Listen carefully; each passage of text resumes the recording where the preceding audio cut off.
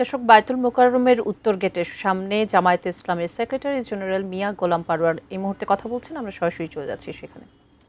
বলা হয়েছে এই সব নৃশংস হত্যার বিচার প্রকাশ্য জনগণের মধ্যে, তাকে সামনে এই মৃত্যুদণ্ড দিলে গোটা জাতির মধ্যে অপরাধ সম্পর্কে আতঙ্ক তৈরি হবে। প্রয়োজনে আপনি তাই করুন। নৈতিক শিক্ষা, ইসলামী শিক্ষা, মানুষের অন্তরে আল্লাহর ভয়, আখিরাত পরকালের ভয় সৃষ্টি করার জন্য জামাত ইসলামী আলেম ওলামারা যেখানে ইসলামী শিক্ষা নৈতিকতার কথা বলে আসে, তখনই আপনারা বলেন উনাদের উপরে জঙ্গিবাদের ভূত চেপেছে। ইসলামী নৈতিকতা তৈরি না হলে এইভাবে আপনার শিশুরাও ধর্ষিত এবং নিষ্ঠুর ভাবে নিহত হবে।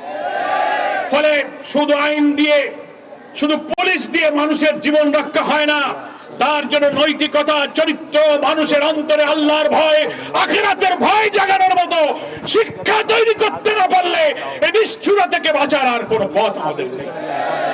32 ইঞ্চি জেভিকো টিভি এখন মাত্র 15,000 টাকায়, সাথে পাচ্ছেন 3 বছরের প্যানেল ওয়ারেন্টি।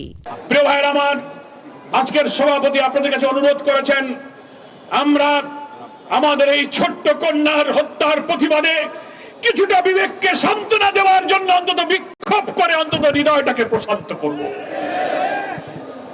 সবার চোখে পানি, সবার হৃদয় কাঁদে, কিন্তু আমাদের সর্বমন্ত্রীর হৃদয় কাঁদে না।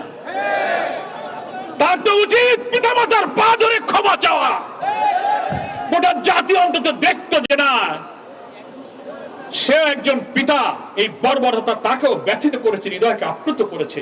এতটুকু সভ্যতা, এতটুকু মানবতা দেখাতে পারেননি। সেই জন্য আমাদের সম্মানিত আমিরে জামাত ডক্টর শফিকুর রহমান আজকে হজে যাওয়ার সময় বিমানবন্দরে বলে গেলেন, শিশু রামিসাকে, শিশু মামুনি রামিসা, তোমার কাছে আমরা মানবতা, আজকে তোমার কাছে আমরা লজ্জিত, আমরা আজকে ক্ষমা প্রার্থী।